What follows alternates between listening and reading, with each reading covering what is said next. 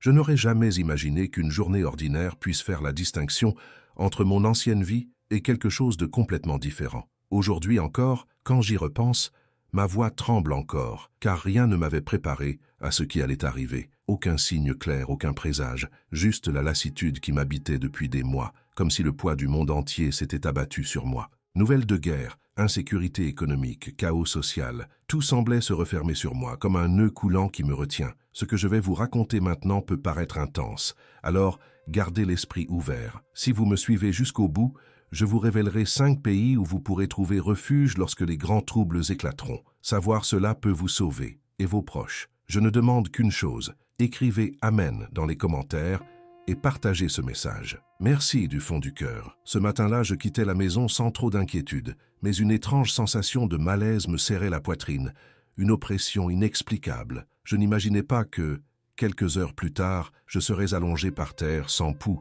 et que durant ces 20 minutes de vide, je verrais plus de choses que je n'en avais jamais vues de toute ma vie. J'ai encore l'impression que le temps s'est brisé en 1000 éclats de verre suspendus dans l'air. Une soudaine oppression thoracique, un vertige qui m'a fait m'effondrer. Les voix autour de moi sont devenues étouffées, comme si j'étais sous l'eau. Et puis, le silence. Un silence dense, absolu, presque solennel. Ce n'était pas le silence de la mort, c'était le silence d'une frontière. Je ressentais encore quelque chose, un écho de ma conscience, comme si je quittais mon corps, sans disparaître complètement. C'est à ce moment-là que j'ai compris, je ne rêvais pas. J'étais en train de mourir. Mais à ma grande surprise, il n'y avait pas de panique, pas cette peur aveugle que j'avais toujours imaginée. Il n'y avait que l'abandon, l'abandon. Et c'est exactement à ce moment-là que les visions ont commencé. J'étais sur le point de recevoir une mission, quelque chose qui ne provenait pas de ma volonté mais directement de Dieu. C'est alors que ma vision s'est ouverte d'une manière que je n'avais jamais connue auparavant. Devant moi apparaissait une horloge gigantesque suspendue au-dessus de la terre, ses aiguilles tournant à une vitesse anormale. Chaque révolution marquait non pas des secondes, mais des événements. À chaque mouvement, je voyais des catastrophes se dérouler. Tremblements de terre, guerre, effondrement. Et la voix de Jésus résonnait en moi, ferme, et pourtant tendre. Le temps n'appartient pas aux hommes. Ils croient qu'il leur reste des jours, des mois, des années, mais en réalité il ne leur en reste que très peu. À cet instant, j'ai compris qu'il ne me montrait pas seulement des symboles spirituels. Ce que je recevais était comme une carte de survie. Il ne s'agissait pas de vagues avertissements, mais d'indications concrètes concernant des lieux qui deviendraient des pièges mortels. La tribulation ne serait pas une théorie lointaine, évoquée dans les livres. Ce serait une dure réalité, faite de poussière, de sang, de larmes et de décisions immédiates. J'ai compris qu'à partir de ce moment-là, ma vie ne reviendrait plus jamais à la normale. Je ne pouvais plus vivre prisonnière des petits soucis du quotidien, car j'avais trop vu, trop entendu. Et maintenant, j'étais porteuse d'une vocation. Soudain, une lumière intense m'enveloppa, comme si j'étais aspiré dans un couloir infini de clarté. Ce n'était pas la lumière finale de la mort, mais le chemin vers le cœur de la révélation. Je savais que j'allais voir les 5 lieux que Jésus me montrerait, 5 régions du monde qui deviendraient de véritables prisons lorsque la tribulation commencerait. Et en moi résidait une certitude absolue, je devrais tout raconter sans rien omettre ni ajouter. La lumière s'ouvrit devant moi comme un rideau se levant pour révéler une scène immense. Et soudain, je me retrouvais suspendu au-dessus d'une terre que je ne connaissais jusqu'alors que par les cartes et les récits bibliques. Israël, l'ancienne Judée. Je distinguais les collines, les colonies et Jérusalem qui brillaient dans le désert tel un cœur battant. Mais en même temps, cette beauté avait quelque chose d'inquiétant, comme si une ombre invisible allait recouvrir chaque rue et chaque pierre. Jésus était à mes côtés, non pas comme une figure lointaine ou abstraite, mais comme une présence réelle et indescriptible. Il ne parlait pas avec des mots humains, mais je sentais chacune de ses pensées gravées dans mon cœur. Et il dit, « Quand vous verrez ces choses, vous saurez que le temps est venu. Ma parole ne ment pas. La Judée sera un piège mortel pour beaucoup, mais elle servira aussi de refuge à ceux qui obéiront sans tarder. » C'est alors que ma vision changea et que je vis le temple de Jérusalem. Il ne ressemblait pas aux reconstitutions historiques que j'avais vues dans les livres. Ce temple était vivant, reconstruit, rempli d'une foule qui y entrait avec dévotion. Mais ce qui se passa ensuite me glaça le sang. Au centre, dans le lieu le plus sacré, une image monstrueuse était érigée, une idole qui semblait prendre vie, la figure même de l'Antéchrist. Ses yeux de pierre brillaient comme des charbons ardents, et de sa bouche artificielle sortait une voix qui donnait des ordres. Quiconque ne s'agenouillait pas devant elle était condamné à mort. Les gens tombaient à terre, contraints de prier. J'ai vu des hommes et des femmes désespérés, le visage empli de peur. Certains s'agenouillaient pour survivre, d'autres tentaient de fuir, mais étaient pourchassés par des soldats armés. Tout s'est passé si vite, comme si le temps s'était accéléré. Alors Jésus murmura, « C'est le sacrilège dont a parlé le prophète Daniel. Quand cela arrivera, vous n'aurez plus le temps de réfléchir. Vous devrez fuir immédiatement. » Les paroles de Jésus résonnaient en moi sans cesse. « Souviens-toi de la femme de Lot. » Et à cet instant, j'ai compris que le plus grand danger n'était pas seulement une attaque extérieure, mais un cœur englué dans le passé, incapable de se défaire de ce que Dieu nous ordonne d'abandonner. Lorsque la vision prit fin, je tremblais. Ce n'était ni un rêve ni une métaphore, c'était un véritable avertissement. Le pays de Juda, la terre sainte,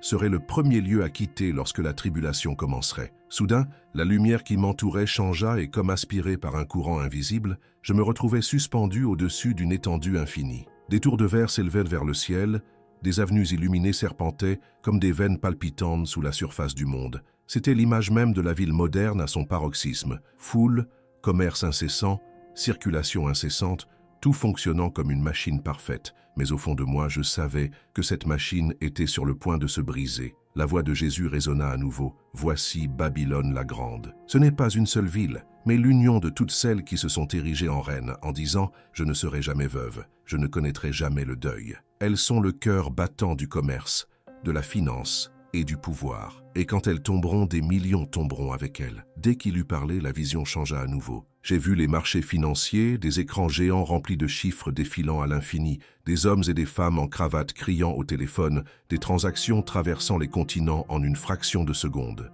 Mais soudain, tout devint noir. Les écrans s'éteignirent, les chiffres disparurent, les voix se turent. En une heure seulement, la richesse de nations entières s'évapora. Ce ne fut pas un déclin lent, mais un effondrement immédiat, comme un cœur qui s'arrête de battre sans prévenir. J'ai vu le désespoir se lire sur leurs visages. Les banques étaient fermées à clé.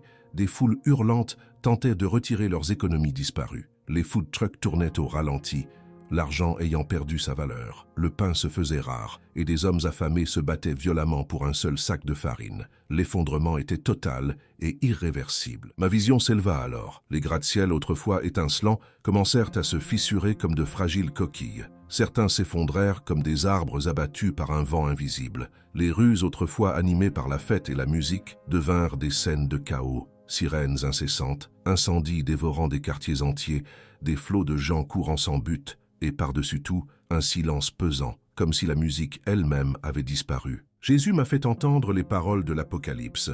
En une heure, toutes tes richesses ont été anéanties, et l'on n'entendra plus chez toi ni musicien, ni harpiste, ni flûtiste, ni trompettiste. Ces paroles s'accomplissaient sous mes yeux. Plus de chants, plus d'art, plus de production. Seuls des cris de désespoir et des villes plongées dans un silence inhumain. J'ai alors compris pourquoi la voix céleste disait « Sortez du milieu d'elle, mon peuple, afin que vous ne participiez pas à ses péchés et que vous ne subissiez pas ses fléaux. » Ce n'était pas seulement un avertissement spirituel, c'était un commandement concret. Rester dans les grandes villes pendant cet effondrement équivaudrait à se retrouver piégé sans issue.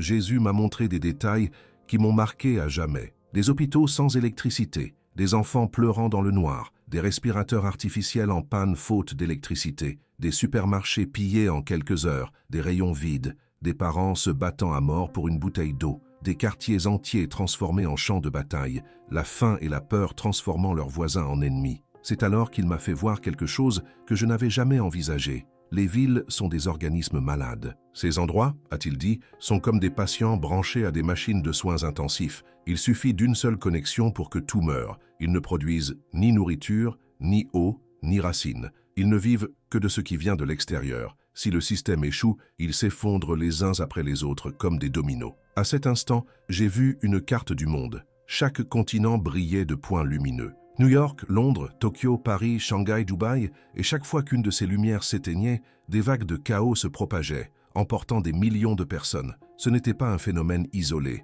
c'était mondial. Toutes les villes étaient interconnectées, et l'effondrement de l'une entraînait l'autre vers sa chute. Mon cœur tremblait, et presque désespéré, je demandais « Seigneur, comment tes enfants survivront-ils au milieu de tout cela ?» Il répondit calmement « Je vous l'ai dit, ne vous amassez pas de trésors sur la terre, où les mythes détruisent et les voleurs percent. Celui qui se confie aux voies de ce monde périra avec elles, mais celui qui se confie en moi trouvera des issues que l'ennemi ignore. » C'est alors que j'ai compris. Babylone n'était pas un simple symbole lointain, mais un avertissement réel et tangible. Les grands centres urbains malgré leur apparence de puissance, se révéleraient les prisons les plus fragiles et les plus meurtrières du temps de la tribulation. Et cette voix venue du ciel résonne encore en moi aujourd'hui. La voix de Jésus résonnait encore en moi. « Sortez du milieu d'elle, mon peuple. » Lorsque la vision s'estompa, un profond silence m'envahit. J'avais compris quel était le deuxième lieu à éviter. Les grandes cités, la Babylone moderne, seraient transformées en tombeaux collectifs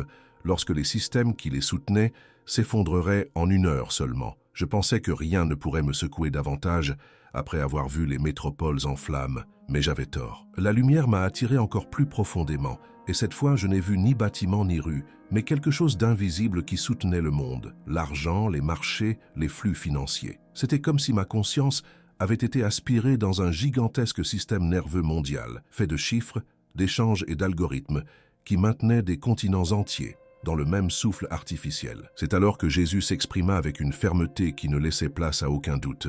Voici le cœur que Babylone a bâti, le système économique qui domine le peuple. Soyez attentifs, car lorsqu'il tombera, il entraînera avec lui des millions d'âmes non préparées. Soudain, une scène m'est apparue, presque incroyable, et pourtant trop concrète pour être ignorée. D'immenses écrans, des places boursières, des hommes et des femmes tapant frénétiquement sur leurs ordinateurs. Des chiffres ont parcouru la planète en quelques fractions de secondes. Chaque chiffre représentait des vies, de la nourriture, de l'eau, des médicaments, et puis tout s'est arrêté. Ce n'était pas un lent déclin, c'était une panne totale, comme si une main invisible avait arrêté la machinerie du monde. J'ai vu des banques fermées en quelques secondes, des marchés effacer simultanément leurs chiffres sur tous les continents. Les gens se regardaient, stupéfaits, incapables de croire que la sécurité d'une vie entière pouvait disparaître en 60 minutes. Jésus m'a fait comprendre qu'il ne s'agissait ni d'un accident, ni d'une panne technique. C'était un effondrement planifié, une démolition orchestrée. Le monde a sombré dans le chaos. Sans argent,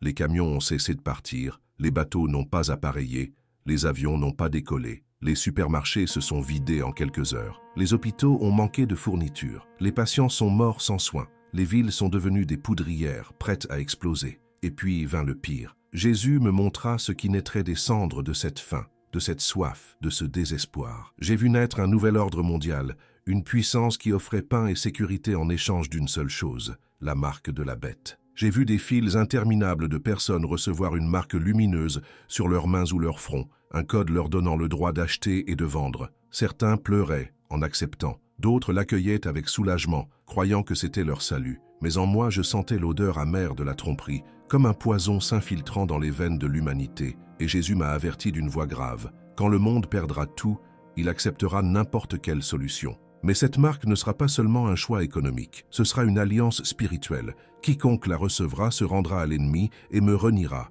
et il n'y aura pas de retour en arrière. C'est alors que j'ai vu des scènes qui m'ont bouleversé. Des enfants qui pleuraient de faim, des pères qui pour les nourrir acceptaient la marque, des mères désespérées qui refusaient et s'enfuyaient avec leurs enfants dans les bras, fuyant dans le vide. La lutte n'était plus seulement pour la nourriture, mais pour leurs âmes. L'effondrement économique n'était pas la fin. C'était le piège qui allait forcer l'humanité à s'agenouiller devant un système qui cherchait à dominer non seulement le corps, mais aussi l'esprit. Je l'avais clairement vu. Les centres commerciaux, les bourses, les banques seraient les premiers à imploser et les endroits les plus dangereux lorsque l'effondrement commencerait. Jésus m'a montré le contraste. D'un côté, des millions de personnes acceptèrent la marque pour survivre. De l'autre, de petits groupes refusaient, persécutés comme des brebis conduites à l'abattoir, mais gardés sous la surveillance du ciel. Ils n'avaient aucune réserve, mais ils n'étaient pas seuls. Des mains invisibles leur apportèrent de l'eau et du pain. Ils ne vivaient pas de calcul ni de compte, mais de foi. Et là, en voyant cette division,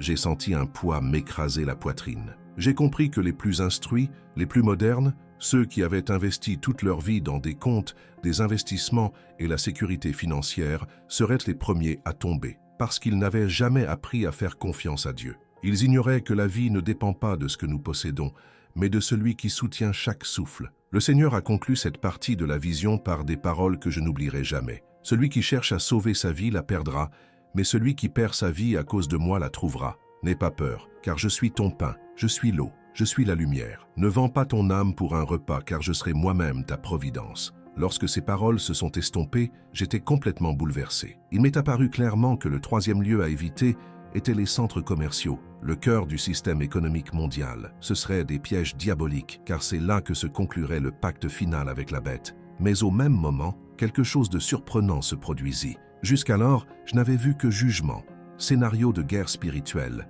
corruption et tromperie se propageaient à travers le monde comme un fléau silencieux. Maintenant, mon regard était attiré vers une autre direction, la face invisible de l'espoir. C'était comme si Jésus me disait sans parole, « Veux-tu savoir pourquoi la terre n'est pas encore plongée dans la destruction totale? Veux-tu voir ce qui retient encore l'avancée des ténèbres ?» Et soudain, la lumière qui émanait de lui devint comme un vent qui me propulsa en avant. J'étais transporté vers des lieux qui n'appartenaient pas à des cartes, mais à des dimensions spirituelles. C'était comme des fenêtres ouvertes sur le cœur secret de l'humanité. La première scène que j'ai vue était celle d'une pièce minuscule, presque vide. Une femme âgée, frêle et voûtée, était agenouillée devant un crucifix usé par le temps. Ses mains tremblaient, mais ses lèvres murmuraient le chapelet avec une persévérance impressionnante. Chaque mot qu'elle prononçait s'élevait comme de minuscules étincelles de lumière et se mêlait à tant d'autres, formant une sorte de mur de lumière. J'ai compris que, bien qu'oubliée par ses voisins,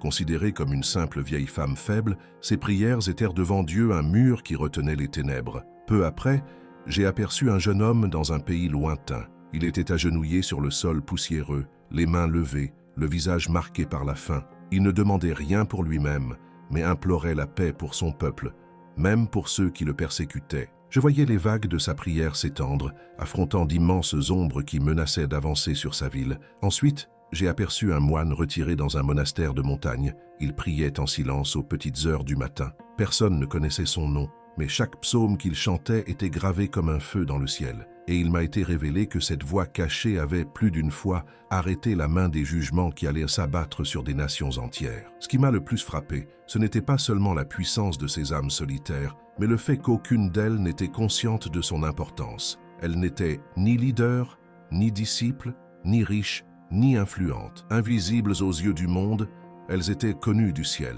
et leur intimité avec Dieu fonctionnait comme un barrage retenant les eaux de la destruction. Jésus m'a fait comprendre que l'histoire du monde n'est pas tenue par des dirigeants, des armées ou des hommes puissants, mais par des fils invisibles tissés par les prières de personnes cachées. Ce sont eux, a-t-il dit avec douceur et autorité, qui maintiennent encore la nuit, quand leurs voix se tairont, quand leurs genoux ne fléchiront plus, quand même les rares veilleurs deviendront indifférents. Alors les seaux s'ouvriront et ce qui était contenu débordera sur la terre. Ces mots m'ont frappé comme un coup au cœur. J'ai compris que si nous cherchons des signes dans les nouvelles, les discours politiques et les gros titres, les signes les plus réels se cachent dans des pièces silencieuses, dans des monastères oubliés, dans des cœurs invisibles. J'ai compris que Dieu ne mesure pas le temps uniquement à l'aide d'horloges et de calendriers, mais au souffle secret des saints anonymes qui le cherchent en esprit et en vérité. Dans cette vision, j'ai vu ce qui ressemblait à une mosaïque. Chaque femme âgée priant, chaque jeune femme offrant sa douleur,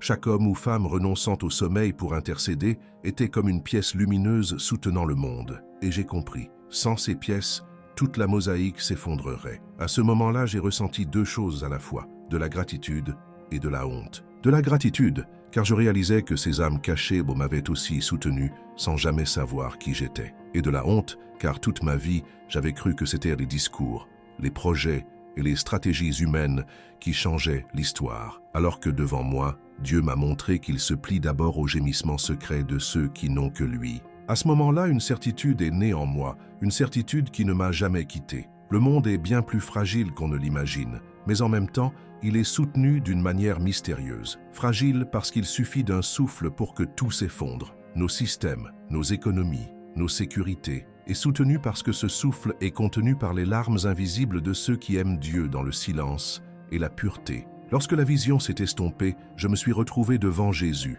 Son regard exprimait de la compassion, mais aussi une urgence qui pesait lourdement sur moi. Sans mots, il m'a transmis un poids que je porte encore aujourd'hui. Il n'y a plus de temps à perdre.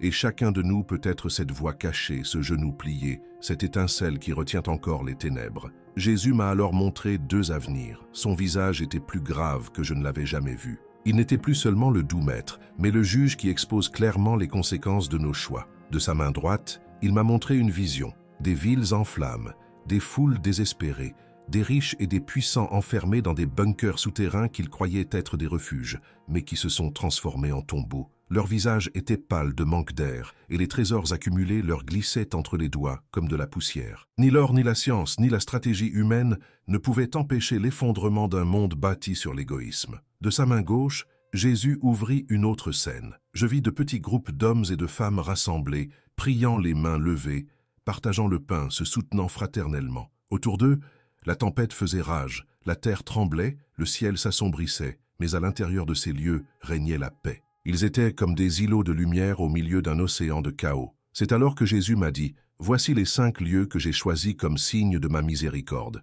Ce ne sont pas des refuges de pierre, mais des refuges de l'esprit. Ils ne sont pas pour ceux qui fuient, mais pour ceux qui choisissent de vivre en moi. Tu les verras tous. » La première vision m'a transporté en Italie. J'ai vu Venise, la ville flottant sur l'eau. La lagune était agitée par des vagues inhabituelles, comme si la mer voulait engloutir ses fondations. Les palais tremblaient. Mais dans une petite église loin du centre touristique, un groupe de fidèles priait le chapelet, des cierges allumés. Ils ne criaient pas, ne fuyaient pas. Ils chantaient le Magnificat ensemble. De leur voix s'élevait une lumière qui formait un dôme invisible, protégeant non seulement l'église, mais tout un quartier environnant. Et Jésus me murmura, « Venise ne sera pas sauvée, mais ceux qui vivent dans la fraternité et la prière seront comme Noé dans l'arche. Ce ne sera pas l'eau, mais la foi qui les maintiendra debout. » Peu après, on m'emmena aux États-Unis. La première ville que je vis fut Kansas City, au cœur du pays. Ce n'était pas comme New York, pleine de gratte-ciel, mais un centre-ville vibrant. Les immeubles tremblaient, les lumières des banques s'éteignaient.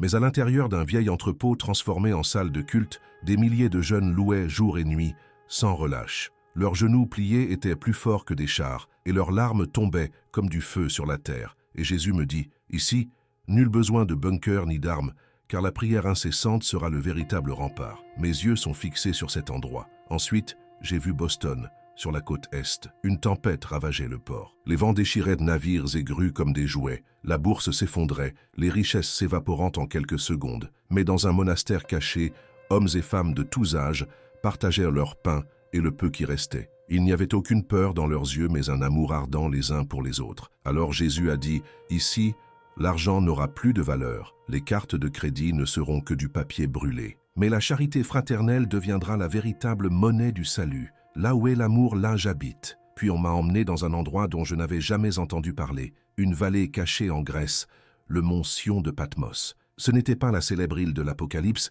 mais un petit village oublié, niché au cœur de montagnes rocheuses. Les maisons étaient simples, leurs toits de pierre, leurs visages ridés par le dur labeur. Autour d'un feu de camp, hommes et femmes lisaient les Écritures, partageaient le peu de vin qui restait et chantaient des chants anciens. Le son résonnait à travers les montagnes comme une trompette. Jésus m'a révélé, ce lieu sera un refuge, invisible aux yeux du monde, mais connu des anges. Ici, je garderai mes enfants jusqu'au dernier jour. Finalement, mon regard s'est tourné vers l'Amérique latine. J'ai vu une ville appelée Nouvelle-Espérance. Elle n'existait pas encore, mais elle renaissait des cendres d'une tragédie. De pauvres maisons de bois et d'argile, mais des cœurs riches de foi. Des enfants pieds nus couraient dans les rues en chantant des hymnes comme des chœurs célestes. Les adultes partageaient les fruits de la terre. Personne n'était abandonné. Et Jésus a déclaré, « Cette ville naîtra quand d'autres tomberont. Ce sera une nouvelle semence, arrosée de larmes et de prières. » Ici, chacun verra que je n'ai jamais abandonné les pauvres. Lorsque cette dernière vision prit fin, Jésus me regarda avec des yeux de feu et dit, « Raphaël, le monde cherchera le salut dans les bunkers, dans l'argent, dans les plans humains. » Jésus m'a clairement montré que les véritables refuges ne sont pas faits de pierre ou de béton, mais de communautés vivantes, où règnent la foi, la fraternité, l'adoration et l'amour mutuel. Ceux qui le choisissent trouveront ces îlots de lumière. Ceux qui le rejettent seront engloutis par la tempête. Quand sa voix se tut, je sentis comme un vent puissant me tirer en arrière, m'arrachant à la lumière et me rejetant dans les ténèbres du corps que j'avais quitté. C'était comme retomber en moi-même, replongé dans une chair que je ne voulais plus porter, mais qui m'avait été rendue comme une mission. J'ouvris les yeux en gémissant. Les lumières blanches de l'hôpital m'aveuglaient, le bruit des machines m'enveloppait. J'étais à New Delhi, allongé sur un brancard d'urgence, entouré de regards incrédules. L'un des médecins, les yeux écarquillés, dit à voix haute « C'est impossible, son cœur s'est arrêté, il n'y avait plus d'activité cérébrale. » Ils ont fait des examens et encore des examens. Scanner, électrocardiogramme, analyse de sang. Tout était normal, trop normal pour quelqu'un dont le décès avait été constaté. Un médecin âgé, portant d'épaisses lunettes, murmura doucement « Ce n'était pas de la médecine, c'était un miracle. » Mais ce qui m'a vraiment bouleversé, ce ne sont pas leurs mots. En moi, les images brûlaient encore, l'effondrement total et les 5 refuges de l'espoir. Je ne pouvais pas les garder pour moi, mais j'avais aussi peur. Qui me croirait? Un simple technicien aéronautique sans nom ni qualification, parlant de Jésus, de la fin des temps et des 5 lieux de salut. On se moquerait de moi, on me traiterait de fou, on m'accuserait de fanatisme. J'ai passé des jours à l'hôpital, ne sachant que faire. Je me sentais comme Jonas dans le ventre d'un poisson, porteur d'un message que je ne voulais pas annoncer. Mais chaque nuit, mes rêves me ramenaient à la lumière. Je revoyais les villes en ruine, les incendies, les foules désespérées et aussi les 5 refuges paisibles, illuminés par un espoir inconnu du monde. C'est alors que quelqu'un entra dans ma chambre. Un homme simple, un pasteur évangélique du village où j'avais grandi. Je ne l'avais pas vu depuis des années. Il s'appelait Elias. Il portait une Bible usée sous le bras et me dit que le Seigneur avait mis dans son cœur la mission de me rendre visite. Il ignorait tout de ce qui m'était arrivé. Mais dès qu'il s'assit à côté de moi, il me regarda dans les yeux et me dit « Matthieu, tu ne peux pas garder le silence sur ce que tu as vu. Ceci n'a pas été donné seulement pour toi, mais pour tous. Si tu gardes le silence, le sang de beaucoup retombera sur ton silence. » Ces mots m'ont profondément touché. Élie n'était pas un homme instruit, mais il parlait avec l'autorité des prophètes. Je lui ai tout raconté. La lumière, Jésus, les 2 visions, les 5 lieux. Il écoutait sans interruption, les mains fermement posées sur la Bible. À la fin, il pleura, et il dit « Ceci est une confirmation. Nous prions pour une révélation depuis des mois, et tu es la réponse. N'aie pas peur des docteurs, n'aie pas peur du monde. Vas-y et témoigne. Qui veut rire, rira. Qui veut écouter, écoutera. Mais tu auras accompli ta mission. » C'est à ce moment-là que j'ai pris ma décision. La peur a cédé la place à une urgence qui m'a coupé le souffle. Lorsque les médecins sont revenus avec d'autres examens, je n'ai pas pu me retenir. Je leur ai dit que Jésus m'avait ramené, que j'avais vu 2 avenirs et qu'il n'y avait qu'un seul chemin, le suivre. Certains ont secoué la tête, d'autres sont restés silencieux. Mais un jeune médecin, le regard interrogateur, s'est approché de moi et m'a demandé doucement « Où sont ces 5 endroits ?» J'ai alors compris que ces mots touchaient déjà les cœurs. Peu de temps après, je quittais l'hôpital. Mon corps était encore faible, mais mon esprit brûlait comme un feu. Élie m'emmena au village et me présenta devant un petit groupe de croyants. « Parle sans crainte, dit-il. Dieu t'a choisi comme témoin. » Et je parlais. Les mots coulaient d'eux-mêmes, comme des fleuves. Je leur parlais des crises, des foules, mais aussi des refuges d'espoir, de la vie fraternelle, des groupes de prière, des cœurs qui ne se soumettent ni à l'argent, ni au pouvoir. Certains pleuraient, d'autres tremblaient. Je sentais que ce n'était au plus de simples histoires. C'était un appel, un signe, un réveil. À partir de ce jour, plus de retour en arrière possible.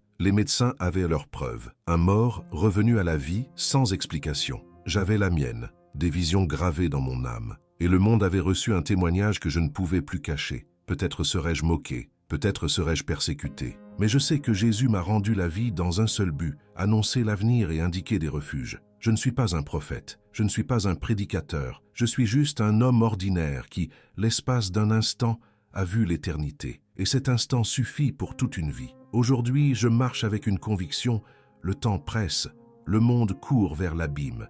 Mais celui qui entend la voix du Seigneur trouvera refuge dans les 5 lieux et sera sauvé. Et moi, malgré toute ma faiblesse, j'ai choisi de ne plus me taire. Merci du fond du cœur d'être resté avec moi jusqu'à la fin de ce témoignage. Si vous êtes arrivé jusqu'ici, c'est que quelque chose vous a profondément touché. Je vous demande donc un petit geste qui peut avoir un grand impact. Indiquez dans les commentaires de quel pays vous nous suivez, afin que nous puissions prier pour vous aussi. Si ce n'est pas déjà fait, abonnez-vous à la chaîne et activez les notifications pour ne rien manquer des révélations que nous partageons chaque jour. Et surtout, partagez cette vidéo avec au moins 3 personnes que vous aimez, amis, famille et autres croyants. Car un simple clic peut transformer une âme, raviver l'espoir et ramener un cœur à Dieu. Que le Seigneur vous bénisse et guide toujours vos pas dans la vérité.